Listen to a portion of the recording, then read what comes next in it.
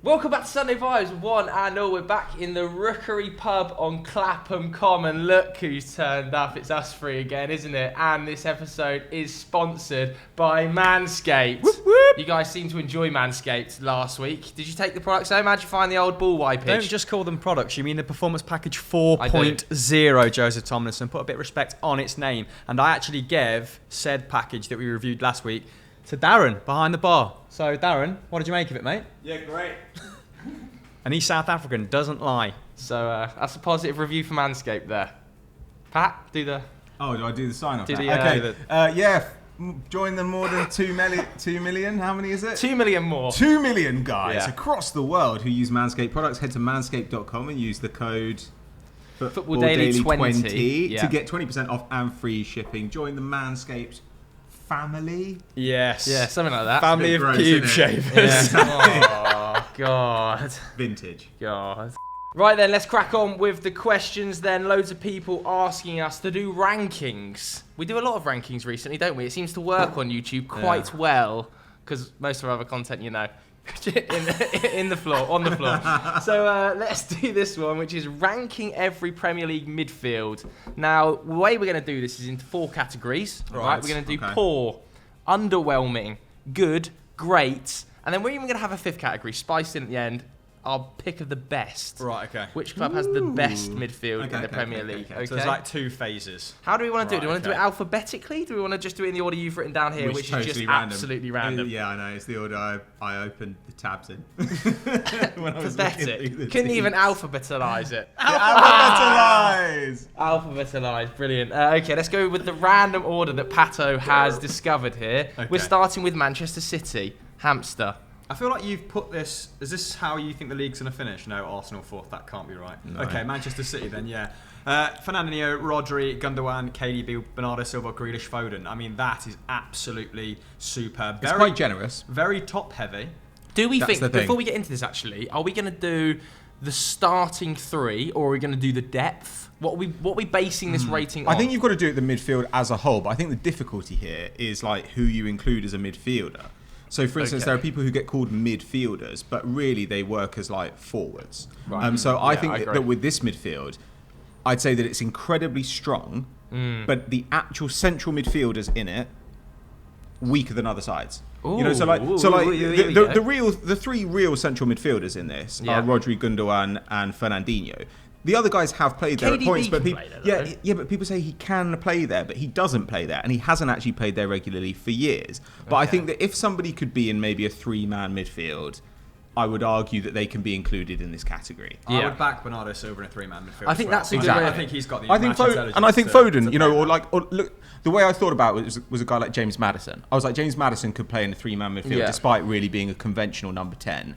So if I'm going to include him, then I think you should include Foden, De Bruyne, Grealish. I like that. Okay, so let's go for it from that angle then. The whole stable of talent. What are you making of this stable then? Because it is deep, man. It is deep. And do you know what? It's not balanced, about Manchester City. But Pep makes it balanced, doesn't it? Pep's such a good coach that he can take players that are unconventional to a midfield, make them into midfielders, and vice versa, take midfielders and make them into other roles. Look at how he made Fabian Delph into a left wing back. I was going to say, because automatically what draws you in here is the fact that Fernandinho is like 48, right? Yeah. And still incredible, and they've been kind of dining out on his longevity for probably a year too long.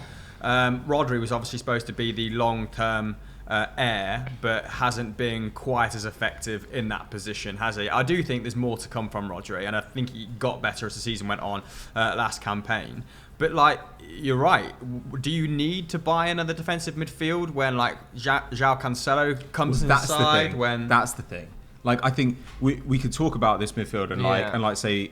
But the thing is, like, their system requires other people to supplement this midfield, and that's one of the reasons that they are so good. So, like, the actual midfield talent is getting a boost from the fact that they've got incredibly rangy centre-backs who cover loads of space. But and they've got guys like Cancelo and even Zinchenko who step into midfield too. Yeah, but surely we're still putting Man City in the great category here. Yeah, I think so. They might not be our best selection. That might be reserved for another side, but they are going to go into our top tier. Yeah, they've got to be in the discussion, right? The final discussion for the best midfield in the league. Who do we think Fernandinho gets replaced by next summer, by the way? Anyone under Do we think 50? It's going to be Declan Rice, maybe? Or are they going to shop abroad and be a bit smarter? Well, if brought up Chouameni's name a lot of times on this show in recent weeks, and he has been an absolute destroyer for Monaco for the last 18 months. And not just a destroyer, you could see him like becoming like Fernandinho, a guy who's got a high degree of match intelligence, can run games from deep in midfield. So I think he'd be good. Not a real long time left on his contract. Might be available for like 40 odd. I'd say that's better value than Declan at like 90, 100.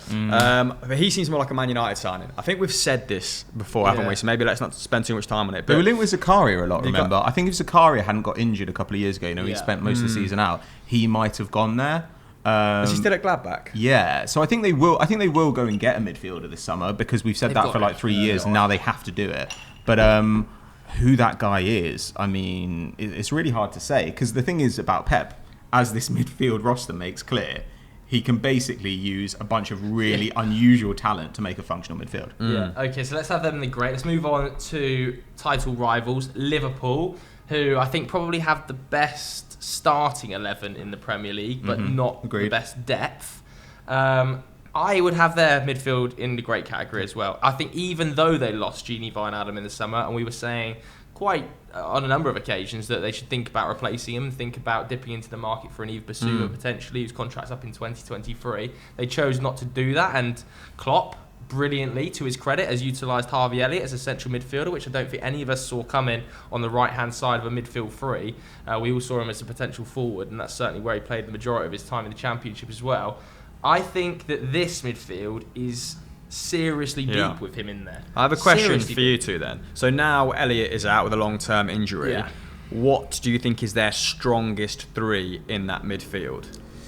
I think it depends, right, whether Thiago's in like real central midfield mode, or whether you want to push him forward and make him more of the creative player. Because in that case, if you want to do that, then you'd be inclined to, I don't know, maybe bring in Henderson or Keita. But if you wanted that guy to be arriving in the box and Thiago to play deeper, then it might be Keita Elliott. Like, I mean, I think that if Elliott were perfectly fit, it's possible that by the end of the season we'd be like, that is the best midfield three. Like, that's amazing. Because Harvey Elliott's numbers in the Championship were out of this world.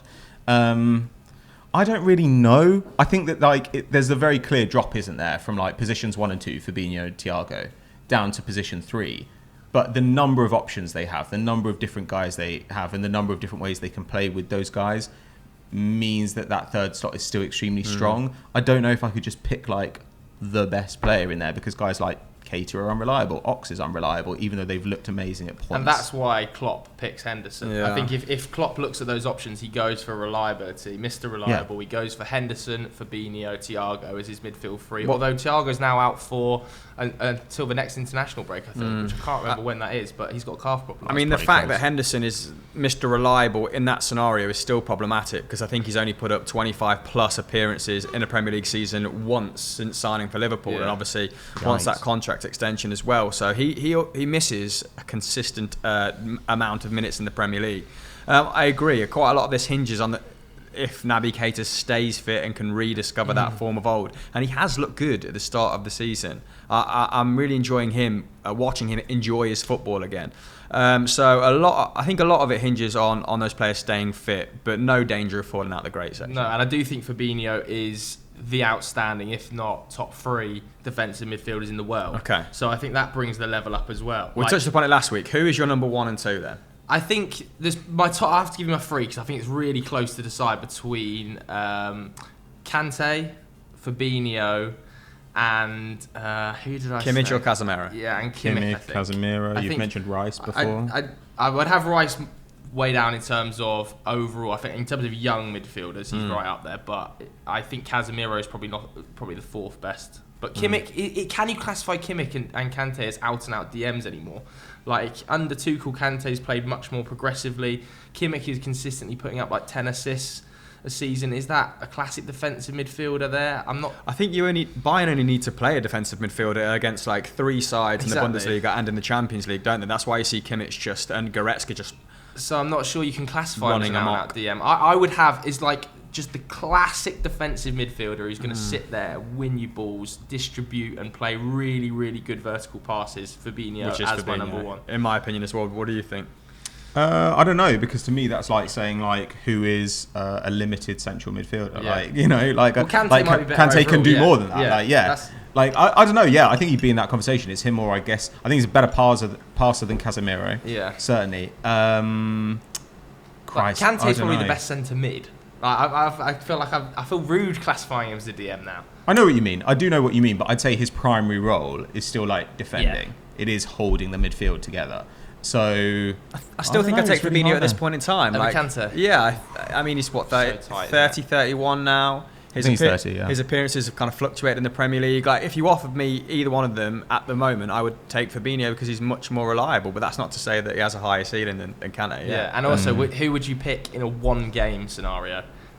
Fabs. You would still take Fabinho. No, I'd take Conte. I would take Conte, but I would take Fabinho over the course of a season because of his reliability. But in that one game, big moment, I would have Kante. Okay, I fully get what you mean. In a Champions League final, right, and you can pick either of them to play for your side, I would still be taking Kante. But Fabinho is just so reliable and so consistent and so sort of injury-free. In my head, I was very much taking form into account there. And at the moment, I just think Fabinho's purring, man. So I'll probably just take him. Okay, so we need to move through these fast, man. We've got like 18 teams left to go. Yeah, I know. Liverpool in great though. Yeah, Liverpool in great. Chelsea, great.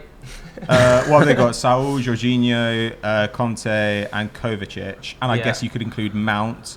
You could probably argue for Ziyech. He's played in the midfield 3 before. I wouldn't include guys like Havertz. Havertz is really a forward now. Yeah. I think Ziyech's probably not going to play in a midfield 3 for Chelsea either. It's pretty good. Yeah, but he could. I think this is a contender for one. Foden's not going to play. I think this is a contender for one of the best. I really do. I think at the moment, on current form, this is a contender for one of the best, alongside the other two we've already spoken about. I'm okay with putting it in the great category, but I do think there are players here. I don't know. I guess I'd argue that some players here are underrated, and I'd argue that at least one player here is heavily overrated. Jorginho, obviously. We've always disagreed on Jorginho. This goes back to... No, we liked him when he was in Italy because he was better in Italy, but now he's like fine. He's literally fine. Like Sam Abasaki the other day was saying he was like world class. Like, no, I'm not saying he's a good player, and in this system he works really, really well. Like I think this is a system which makes the best of him, and like that's amazing. It's not criticism of him. Do you not think this is a system that he enables Tuchel to play? Like he's one of the key pieces that lets Tuchel play this system. Yeah, but it also like is a system designed to like cover for all his inadequacies. Like I mean, you could make that argument about basically anyone in the team. Like you could say the same about Marcus Alonso, but I think we'd argue Marcus Alonso is a more limited player than say Ben Chilwell. Like so, if we're just looking at him as like just a player on his merits, I think he's good. I think he's fine. But like the idea that he was like the best midfielder or even one of the best players in the world over the last season was ridiculous. Like this is an import, I think, from like American sports where people are like, but he won trophies and therefore he must have been brilliant. Like I think he was at best maybe the 3rd best Italian midfielder last year, and that's not even a criticism. There are so many good Italian midfielders. Okay. I thought he was my player of the Euros in 2020 or 2021. But I actually thought, I mean, the comparison with Marcos Alonso, like he has much more responsibility than Marcos Alonso, doesn't he? Like Marcos Alonso has to follow a very limited kind of game plan, bombing up and down that left-hand side. I just think Jorginho, like that, maybe Thiago Silva's age shows a little bit more without him. Maybe Rudiger's occasional recklessness shows a little bit more without him. Christensen, very good passion between the lines, but he settles it can down. Be nervous on the ball. Yeah. He gives them those like automatic, like programmed, like passes out of defence, doesn't he? That make them so deadly in every phase of play. I just think if you took him out of that, they're a vastly inferior proposition. Except their attack still isn't that great. Their attack is still just like fine at the moment, like fine. It's a big step behind like Liverpool's and City's so far this season, certainly. And at the back end of last season, it wasn't particularly special either. So if you think that his job is to pass the ball forward, get them on the attack, he does do that. But like their attack is not that great, and in the defensive phase, like he's not the most important piece, or even in the top 3 most important pieces. But like the DMs we just mentioned, who could you drop into that Jorginho role who's going to do it as well as Jorginho? Maybe Fabinho at the moment. But you could play a different way. Like, I mean, I think Fabinho could do it, but it's not so much about like who would you put in Jorginho's role and who would do it as well as him. Probably nobody, because the role is designed for Jorginho. But if you had somebody like Fabinho, I think Chelsea could play a slightly different way and might potentially be a better side. But it's not even really about that. It's just that I think someone like Fabinho is a better player than Jorginho. A unique skill set, and he does become, there is a drop-off if he's not deployed in the right system, for sure. But I think Rodri could probably play his role, for example. The system works for it, but we're going to put Chelsea. We're going to put Chelsea in great right. Otherwise, we're going to be on these teams for ages. Let's keep going on. Also, Kovacic, by the way, underrated start to the season as well. He's been formidable. Yeah. Saul, not so much. Give him some time. Can only get better. He's a winner. All right, we got Arsenal up next. So this could be potentially our first team not in the great category, and I think definitely not in the great. Definitely, that's fair enough. I mean, the midfield options. Let's go through here. Partey, Maitland-Niles, Sambi, Xhaka, Saka being kind there, I think. He has played in the 3-man mid, but yeah, I know. It's very rare. Odegaard, ESR, and of course El Neni, not forgetting the big man. Are we going to say not here... bad. But is this relative to Arsenal, or is this relative... Do you know what I mean? Because for Arsenal, you might say that's an underwhelming midfield, but if you put those players in Norwich's side, you'd say that's a good midfield. Are you I know saying, what you mean. Do these represent a big drop off from where Arsenal should be? Yes. Right, okay. So I don't think we can do it that way, because otherwise we might as well say, Leeds won the European Cup. I don't know. I think this is probably... It's above, what was it? It was like... Underwhelming or good are the two options here, I would suggest. God, good feels look generous. It's in the middle, isn't it? It's a floater. But like, we found a floater here. But I'd say... Tough flusher. But it's like it's a Europa League contending midfield, right? Like it's probably like a... You can make a place midfield. A good starting three out. Yeah, I agree. I think we'd all agree Partey's good enough to play for pretty much most teams in the league. Definitely. But... I think Smith Rowe is as well. But it is thin, this midfield. It's thin. I mean, thank God you got Odegaard on a permanent. Otherwise, I probably would put it in average, because the goal threat from your midfield last season was non-existent, right? I think Saka had the third highest expected goals and assists after Lacazette, Aubameyang, and like no one else was really chipping in. And he played wing back. He played obviously on the wing. He's played right wing majority now. Yeah, but I also think that's about like the way that... I don't know. I always feel like... I also feel like goal involvements from midfield are kind of like... a bit misleading, because like Liverpool's midfielders don't get many goal involvements, but it doesn't matter because their front line's great. Yeah. Arsenal's front line is trash. Exactly. Exactly. That's why I say it, because you need it, right? Yeah. But I do think they are hamstrung. What's the best midfield three then? In that Arsenal group of players? I think probably it's difficult, right? Because like with the way they'd actually set up, they wouldn't set up in midfield three, right? But Partey certainly. 2 and a 1 almost, isn't it? There was a point at the end of last season where Partey Xhaka was actually a very good midfield too, even as much as I hate Xhaka. Like, again, they were able to cover for a lot of his weaknesses because they had Tierney there and they had Gabriel behind him. But I think you'd kind of, out of those guys, have to start Partey, Odegaard, ESR and Saka if they're all fit. But you'd probably start those guys in a 4-2-3-1 with someone alongside Partey, right? Yeah. Who might be Sambi in the long term, even though at the moment, very, very good passer. I think everyone's been quite impressed by his passing at the beginning of the season. Unbelievable defensive passenger. Like, people just brush past him like he's made of paper. Do you think we'll ever see an Arsenal Partey, ESR, Odegaard? Because did we see that last week against Burnley, didn't we? But on a consistent basis, like against... Probably never going to see that against top teams where you are going to get the ball's going to be dominated and you're going to have to sit a little bit deeper. But against these teams that do sit back more and you are going to be able to retain possession, do you think that's going to be a consistent pattern with Partey sat in behind the two slightly more advanced days? I think possibly. Like, I do as well. I think Arteta would like to do it, and then the question remains to be seen whether maybe in the long term he thinks, we might want to play ESR off the left or something, like get an actual midfielder in there. I don't know. I mean, I completely agree. I think it'd be suicidal to play it against a big side. Yeah, you get rid of it. It does feel like that's his answer to being boring, like so far, to kind of play two floating eights, but literally with no midfield behind it. But that team will get shredded by a team like, I don't know, Liverpool. Yeah. But at least if your back line's totally fit, you look at the back line now and you think there's a lot of rangy guys in there who are all pretty good and haven't played much together. You know, like, you wish that Gabriel and Tierney could just start like every game together this season on that left-hand side. And if Partey's in front of them, Tomiyasu looks like a good signing. Ben White's in there.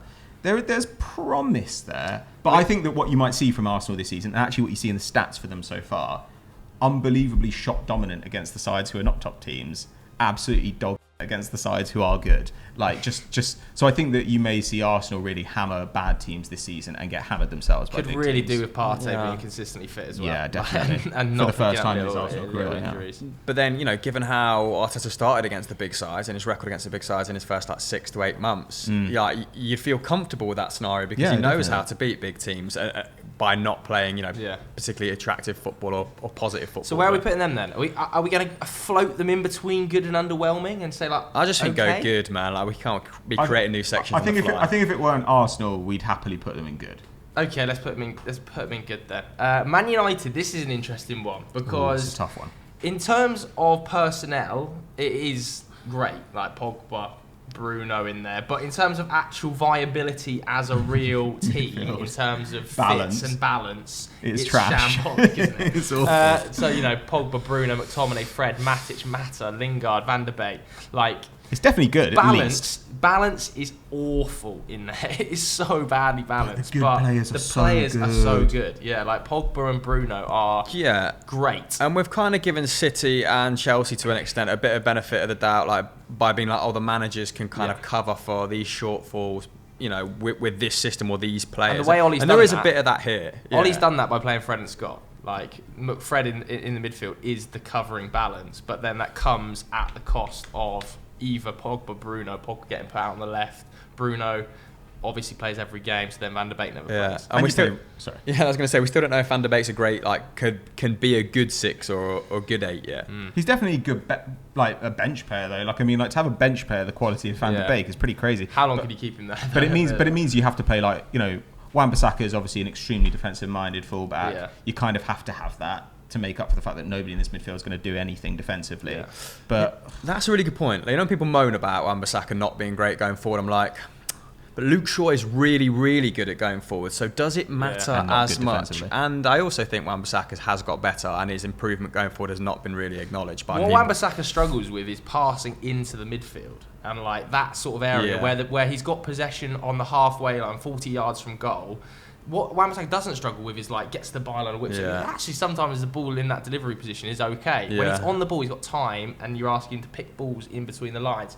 Shocking. But then when you say, if you're asking him to do that, that's the problem. Exactly. Don't ask him to do that. You've got Varane, you've got Maguire, you've got Pogba who dropping deep. But this is the issue: is when regularly we haven't had Pogba dropping deep. So when it's Scott and Fred, who also aren't the most adept line-splitting midfielders, can do it time to time, it does become a little bit of an issue. Ball progression up the pitch, and it ends up being Bruno drops 50 yards from goal. There were some times against West Ham when Ronaldo was the one dropping deep to receive the pass off Varane, and I was just like, Ronaldo's not going to let that slide much longer. He's going to be like, who is collecting the ball off Varane? Because if it continues to be me, I'm going to kick off. So I think in terms of personnel, we would agree it's very good, but in terms of balance, it's quite underwhelming. I don't think...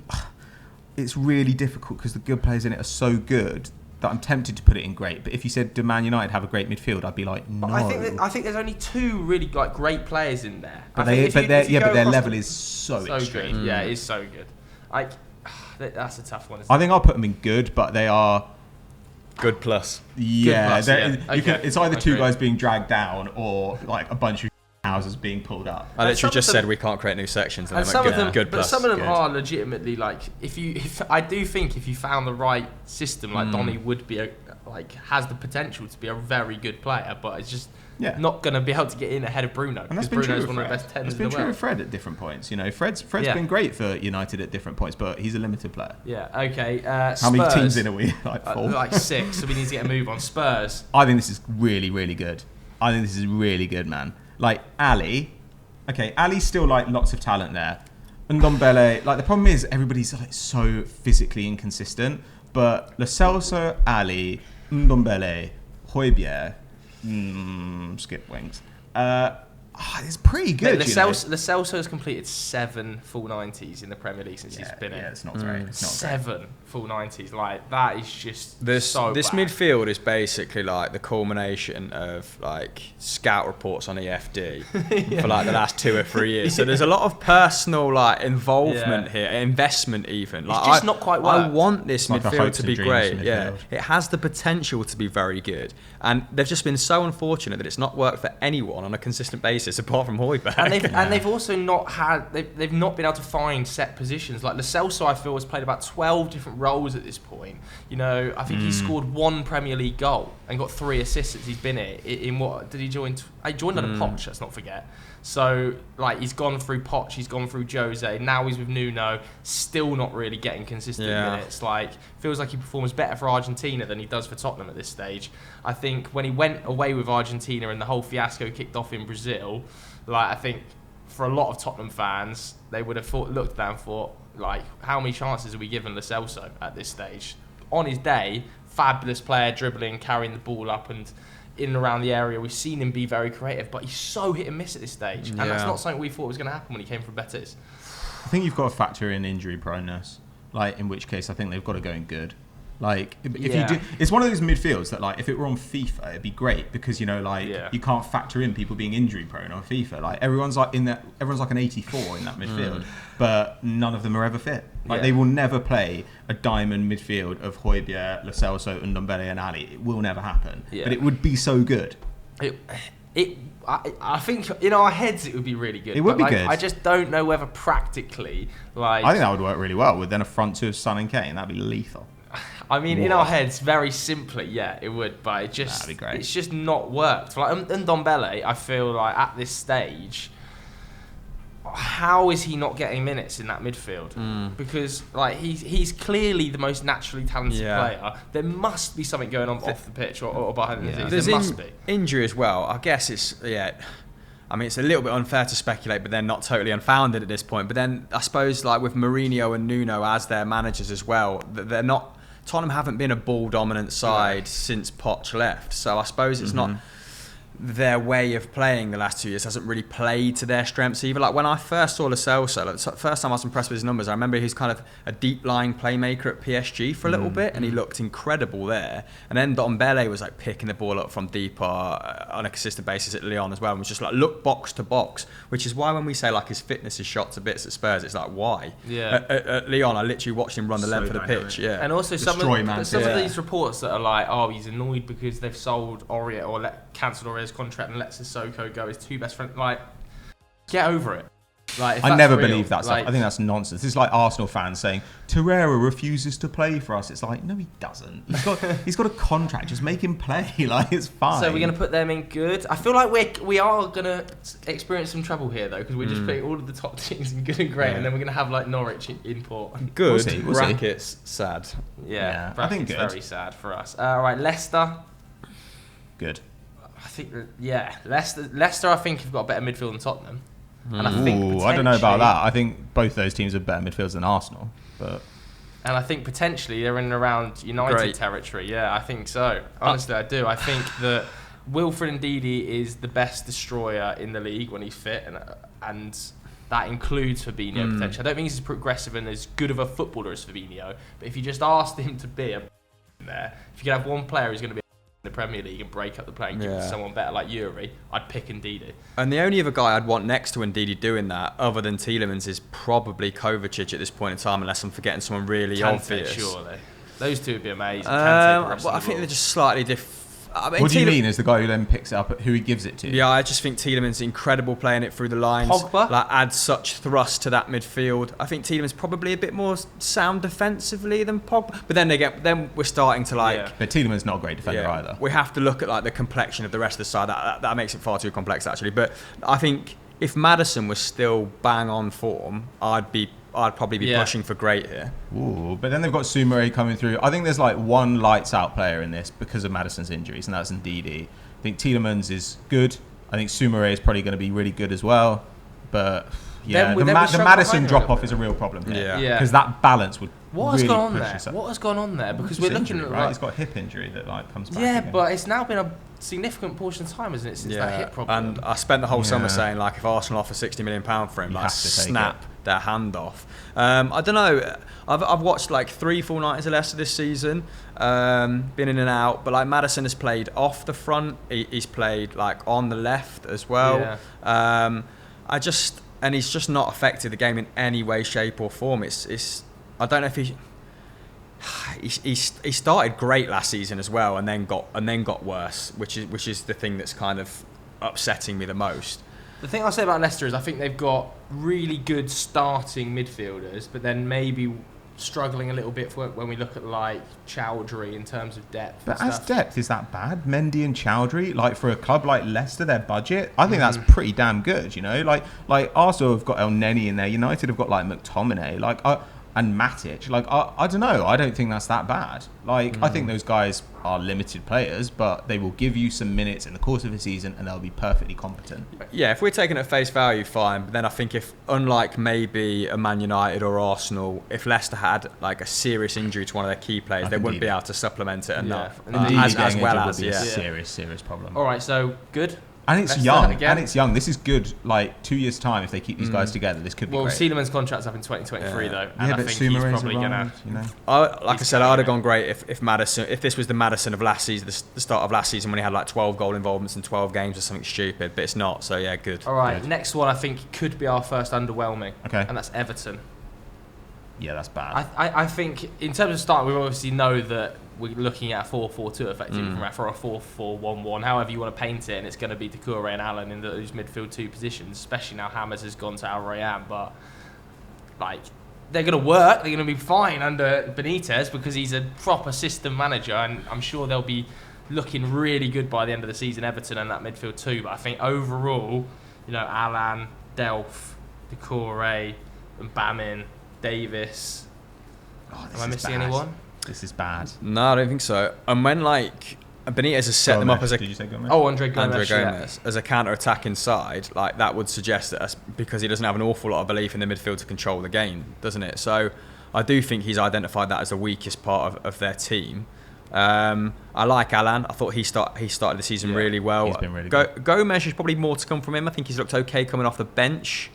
And Bamin, what's happened there? Is he just like... He's had so many injury problems. Never ever going to be fit. Like he's had injury and then he had another serious injury as soon as he came back, didn't he? So I feel a bit sorry for him. This is at best underwhelming. If Allan, you take Allan out of that midfield, they're struggling in a big way. Okay, really so we're going underwhelming for sure. We're going to have to fly through a few of these teams then. Come on then. Villa.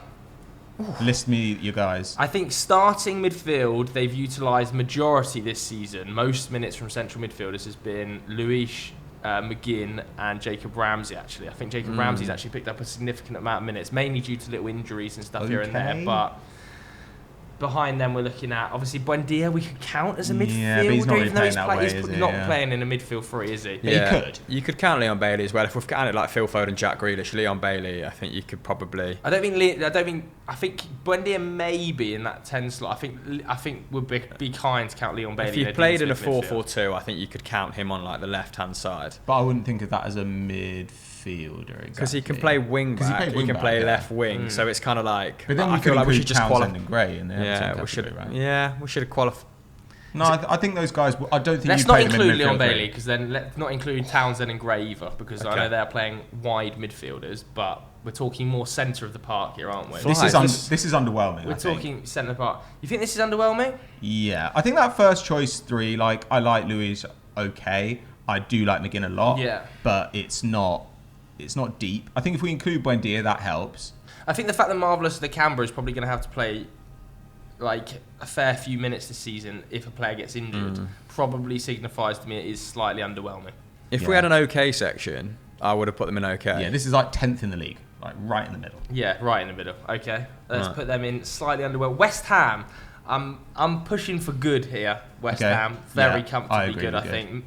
Like for West Ham, maybe even great.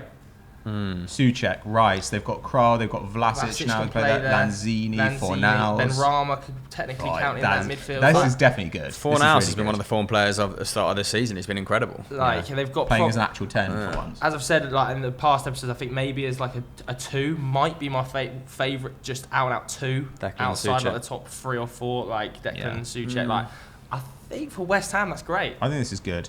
Yeah, but in real terms, it's like good. I would go for good. If Vlasic takes off, I'd be willing to revisit my assessment. But like he's and Noble, let's not forget Mark. few teething issues there. Poor Mark. Few teething issues with Vlasic. Like he wasn't on the same wavelength as the other midfielders against United. Like he went missing a little bit. One of his first games, wasn't it, as well? So Jared Bowen can probably play there as well. No, Benrahma can play in there. Benrahma can play in front. I'm thinking of it in 10, but then Bowen's been better as like a second striker. Or I think West Ham good. I think West Ham comfortably good. Definitely good. I think nearly on great for West Ham. If Vlasic bangs, I'll agree with you. Okay, Leeds. A lot of players in here.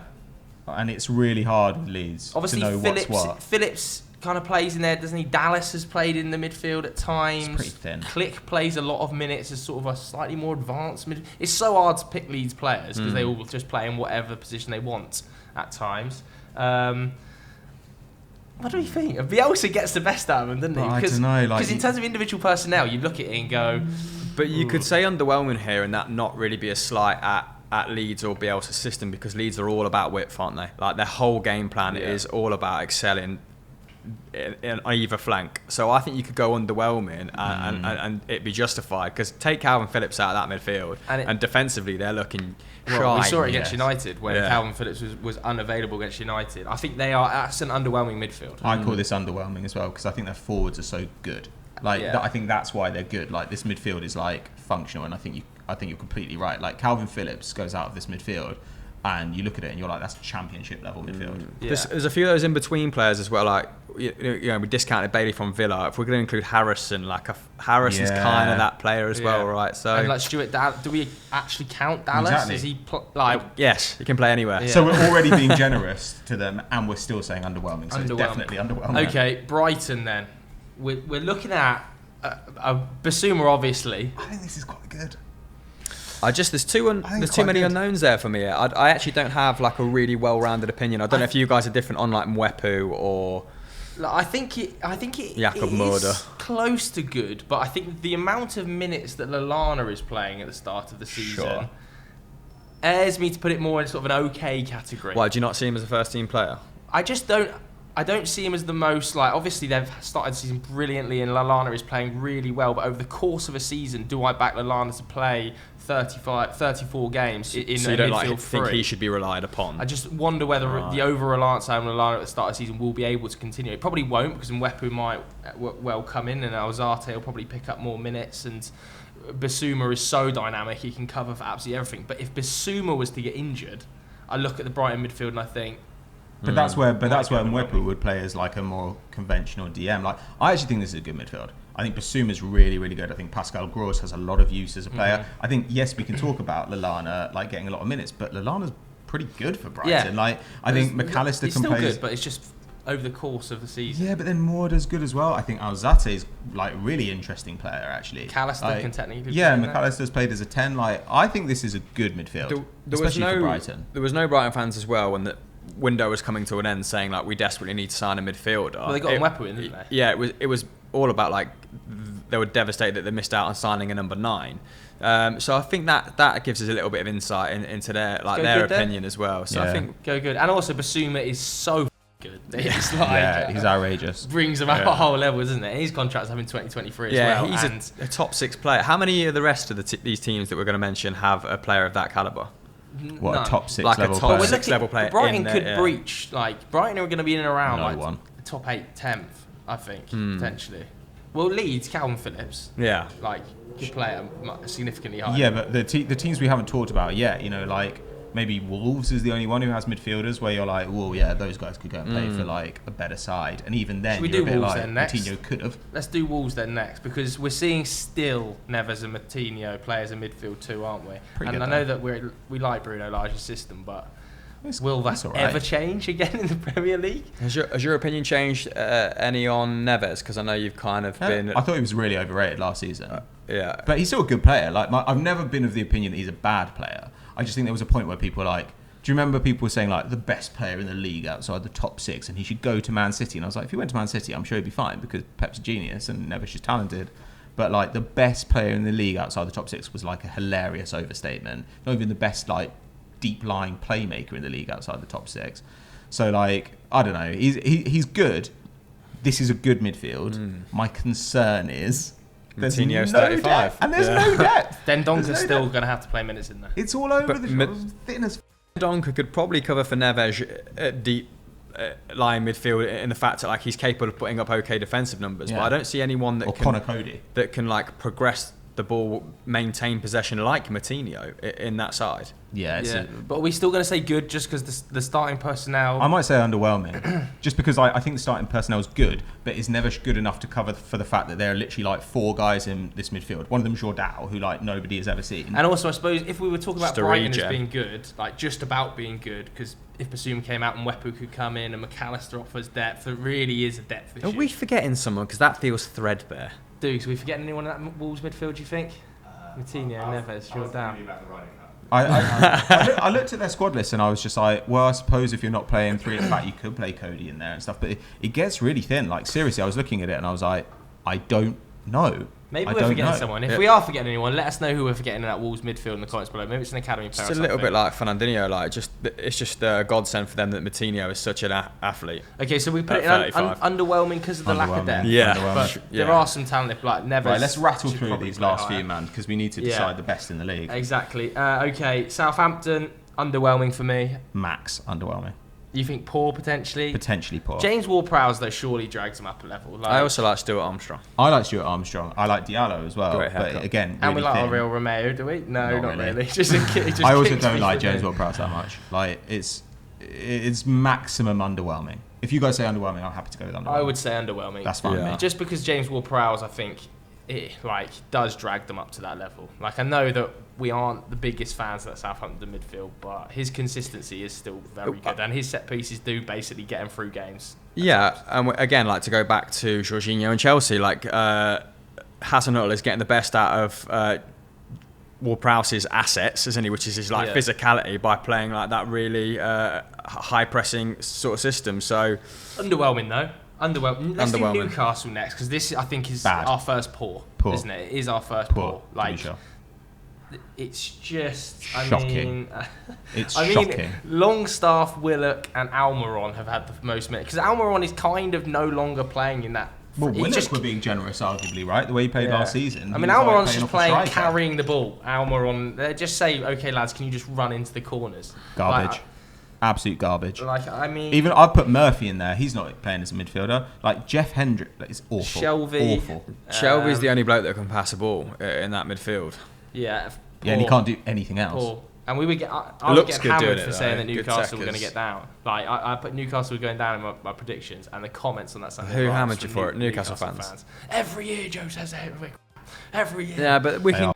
Like, let's give him a bit of bandwidth, because it must be like really. I feel sorry bleak, for him. I do feel sorry for him, but that midfield is poor.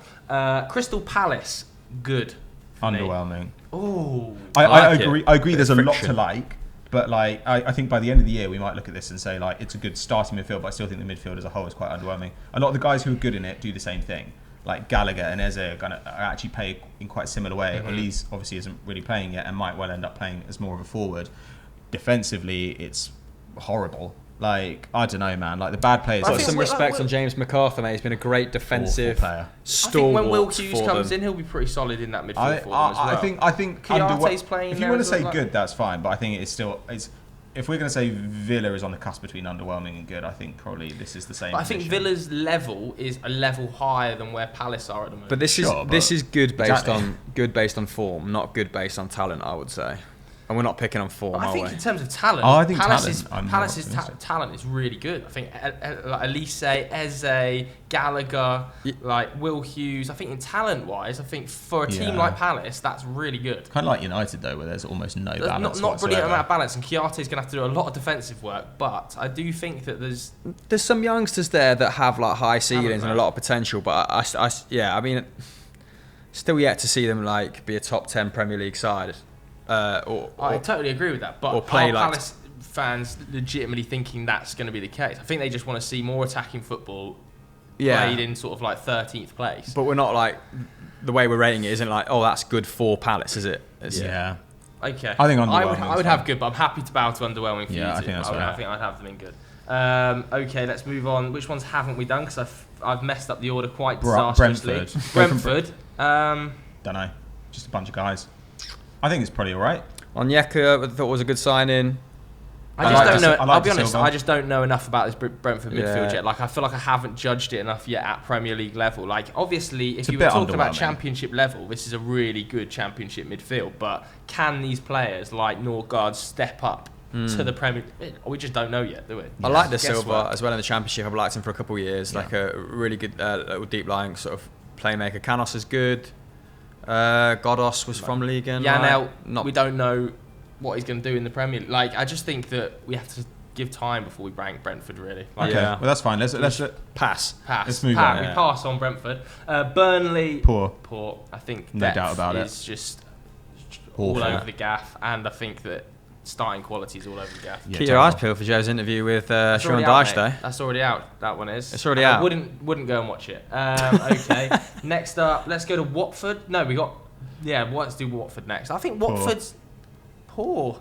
I think Watford have recruited okay in midfield. Poor. I think Etebo and Kuka were actually two good pickups, and I know that Kuka's picked up that nasty little injury. I think he's out for a couple of months. I think it's not as bad as you're making out to be. No, but it's still poor. Like, I think I'm not saying there's no talent in it at all. Like, and I'm not even saying that like they'll get relegated. Like, I'm just saying that like this is a poor midfield. It's a poor selection of midfielders, and I think that Watford so far have been good because their attacking players are really good. Yeah, I would potentially have near underwhelming. I think underwhelming as well. I have no strong opinions on any of these players. Cleverly is starting. Tufan looked like it could only last 60 minutes every game at the Euros. And I think we've only got Norwich left to do, have we? If I'm correct. I think we've got Norwich left, which is poor. Okay. Cantwell maybe might lift it up as it goes Gilmore on. as well.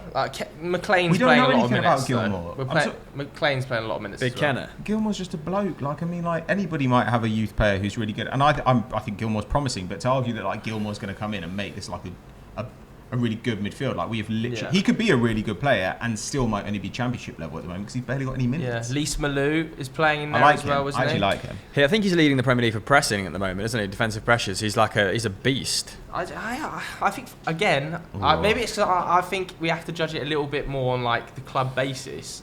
But like, I think for Norwich, like I don't think that's a poor midfield. Like if we're just ranking these players based on their quality in the Premier League, then fair enough. But I think for Norwich, that's not a poor midfield. Yeah, I don't think we've afforded that to anyone else, though, have we, so far? Maybe we should have. Maybe we should have, because otherwise all of the relegation candidates are in poor. That's what you'd expect. Okay, fine. Okay, let's go somewhere. I'm going to say underwhelming. And Norwich, if we were saying that's fine. No, you're more generous. That's all right. And if we were ranking like Watford's attack with Ismail Assar, it might have been a little bit more difficult. Okay, best then. Let's pick our best. Okay. My best starting midfield, woof, because I think the best starting 11 is probably Liverpool. Let's do our best starting three, even though Chelsea play a two. Okay. Instinctively, who are you going for? Oh my god. Okay. Everyone's fit as well. We're saying everybody's fit here. Yeah. But they're actually starting the way they'd start. So I just have to pick the. Okay, so City's. If I had to pick a three-man midfield from City's, it'd obviously be KDB. Yeah. It'd have to be Rodri because you have to have somebody who can defend. Yeah. Who else do you put in there? Because Silva's going to balance it better. Gundogan's going to balance it better, but Grealish is better than both of those players. It's got to be balanced relatively to be able to play. I think like you wouldn't necessarily see a Grealish, KDB, Rodri midfield three. It's pretty good, you know. It's pretty. I mean, let's say Chelsea's is it still might be Liverpool, Kovacic, Jorginho. Liverpool's is Thiago, Fabinho, and Henderson. I don't know if Chelsea's is Kante, Kovacic, Jorginho. I think you'd want to get Mount in there in one of those roles, wouldn't you? If you had to do a three-man midfield from the guys. Yeah, I suppose you would, wouldn't you? What would you take Jorginho at? Kante, Jorginho, and Mount. I guess so. But you could also argue. This is so hard. But you could argue that Mount and Kovacic's skill sets have more overlap. Toss of a coin. It's one of those three, isn't it? I will say Liverpool's. I'll probably say Liverpool's as well. There were three. Actually, I don't know. Three-man midfield. Chelsea's midfield. I like Chelsea. I'm going to say Chelsea. What Chelsea three? Yeah, I would say Conte. I will say Jorginho, and I'll say Mount. Okay. But that pains me because I think Kovacic is a better player than Jorginho. Oh, woof! Just about balance that. I think I might switch up to Chelsea if that's the midfield three. I might switch up to Chelsea. But then City, KDB, Rodri, Gundogan, or KDB, Rodri, Silva, or KDB, Rodri, Grealish. That was outrageous. I'm gonna go Chelsea. I'm switching up. I'm going to stick with Chelsea. I think Conte is that good. Yeah, annoyingly, it probably is Chelsea, isn't it? I just thought, like, is there a viable alternative I can go for, so we're not all going for the same thing? Leicester. KDB's obviously the league's best player. West Ham. Yeah, can't say West Ham. West Ham. Noble. Snodgrass. How long are we going for, Is he Duke? still there? 52 minutes. Right. Holy Name. Cut out half of this. Pick a name. And then we're just going to wrap. We're not even going to bother doing quick fires or personals. Yeah. Yeah, I think I'll probably go with Kante, Kovacic, Jorginho. Yes. But Thiago, Fabinho, and a really fits Jordan Henderson matches it. There we go. Relax, mate, on his motorbike outside. Your dick's big, Very isn't it? small penis syndrome outside. And talking of genital areas, let's wrap it up by talking about Manscaped once again. You can get 20% off using Football Daily 20 And free shipping. and free shipping. You're a little look off into the distance there. Yeah, superb. Anything you want to plug? Because we're just wrapping up there. We've been shooting for so long. Doogie's got to edit it today. Go and watch the latest one-on-one on Euro Football Daily, which was reacting to the 40-man shortlist for the Golden Boy Award. 40 man. Yes. You reacted to all of them. Yeah. Good God. They just put anyone in as well, don't Podcast. Sam, I was thinking talking nonsense. they? Yeah, we talked about who has the best starting 11 Liverpool. in the Premier League. That's what I said. Sam and Bassi had a different opinion, shockingly enough. So go and check that out. Definitely Liverpool. Best defence, best attack, innit? And maybe the best Don't goalkeeper. start a new anyway, debate. yeah, let's not Yeah, start a new it is debate. there. Right, that's the end of Sunday Vibes. Thanks very much for watching. See you later. Bye.